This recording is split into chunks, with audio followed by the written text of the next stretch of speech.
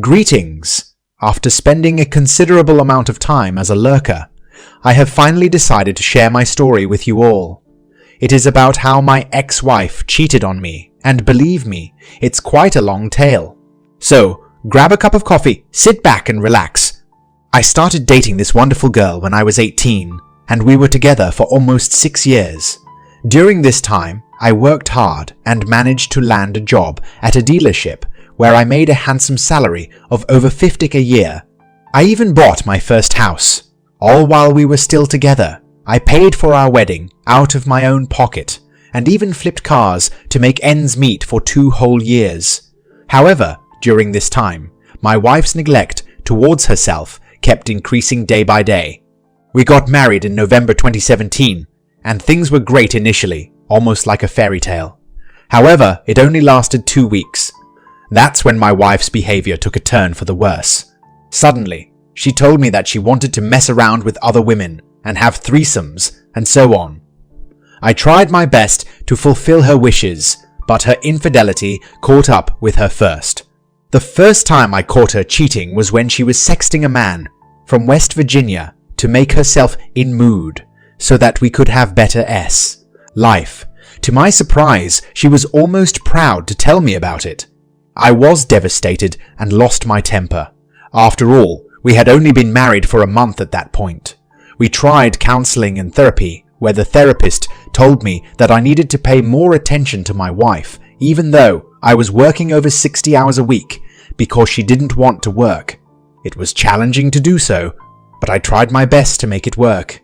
As I reflect on my past experiences, I recall a time when I had a difficult time trusting my partner. She had been persistently asking me to take a trip to Florida to visit her grandmother, and after months of trying to build back the trust in our relationship, I finally gave in and urged her to take the trip alone. Although I had reservations and saw many red flags, I buried them deep within myself, convincing myself that if I didn't give her space to prove her trustworthiness, I would never be able to trust her again. However, my decision turned out to be a grave mistake.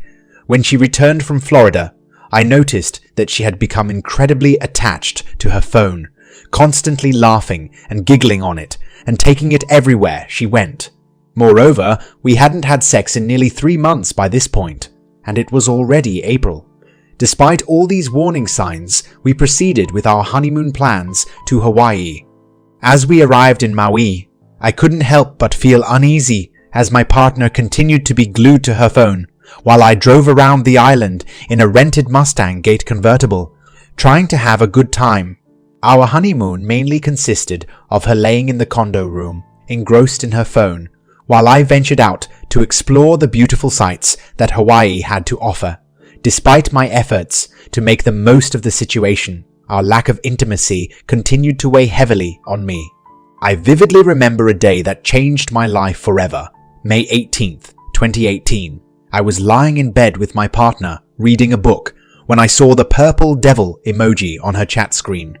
My gut instinct told me that something was not right, and I felt a wave of anxiety wash over me. I tried to shake it off and trust her, but after a few seconds, my curiosity got the best of me, and I asked her about the chat. She initially showed me a different screen, but my suspicion grew stronger, and I grabbed her phone to look at the other chat. What I saw shattered my world into 1,000,000 pieces. She was sexting, video chatting, and talking to another man about the most kinky and explicit things I had ever seen. To make matters worse, she was bad-mouthing me to him, calling me emotionally abusive and expressing her desire to leave me. She even mentioned missing the time she had spent with him in Florida. I was completely broken, devastated, and destroyed. Despite my pain, my partner shrugged it off, rolled over, and went to sleep. The next morning, she went out with her friends, leaving me alone to deal with my thoughts and emotions. I was in the worst mental state I had ever been in, and I couldn't take it anymore. I knew I shouldn't have been alone, so I started messaging my closest friends and family, telling them how much they meant to me, and how much they meant to me, and how much I appreciated their love and support. One of my best friends thankfully recognized the warning signs and repeatedly called me until I answered the phone. He urged me not to do anything stupid and promised to come to my house to make sure I was okay. His words and actions meant the world to me, and I will always be grateful for his unwavering support. Despite his busy schedule and Atlanta's rush hour traffic, he left his $80,000 and ensure my safety. I gave him all of my guns that day and asked him to hold onto them until I was no longer a threat to myself. As time went on, it was already June 2018, and my ex-wife and I were still struggling with our relationship. Even though we were going to counseling and therapy, I still felt miserable about the situation. My daily routine was the same: work, home, clean, and sleep. I spoke to my loved ones and confided in them about everything that had happened. Eventually, I came to the realization that divorce was my only option. I consulted with lawyers, took their advice, and formulated a plan. On July 18, 2018, I told my ex-wife that I needed to talk to her about something when I got home. She didn't seem bothered by it, and I let her believe that I had forgiven her. When I arrived home, I asked her to join me in the basement before she began preparing dinner. We both sat down, and I explained to her that our relationship was not working and that her infidelity was something that I could not handle. I told her that I had made the final decision to file for divorce and that nothing could change my mind.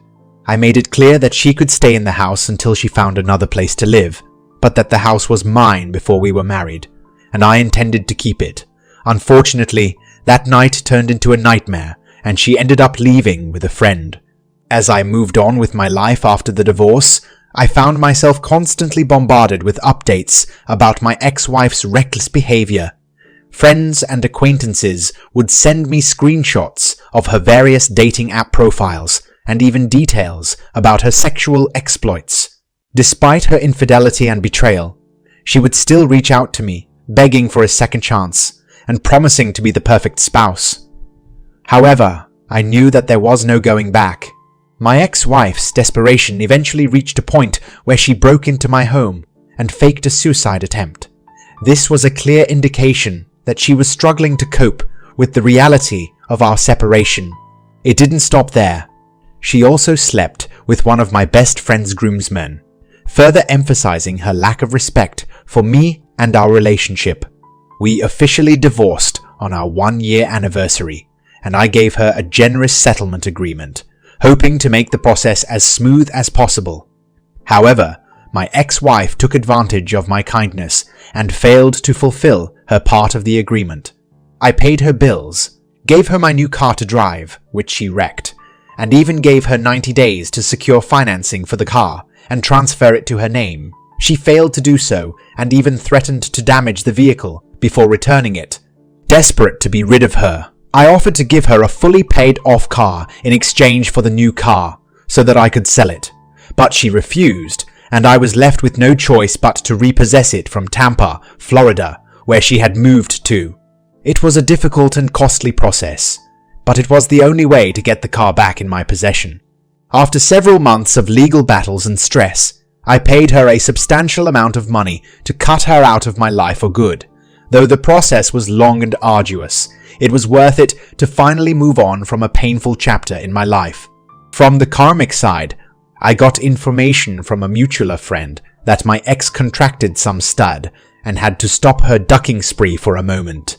I am grateful to have found an incredible partner who loves and supports me unconditionally. She is everything I could ever want in a partner and has stood by me through all of the ex-wife drama. I'm lucky to have her in my life and know that everything happens for a reason. Despite the difficult times, I am happy and grateful for the lessons I have learned and the wonderful people I have met along the way. The most important conclusion I derive from this story is to subscribe to this channel for more interesting stories in the future. Let me know what you thought about the author in the comments. Was his revenge too weak or too brutal?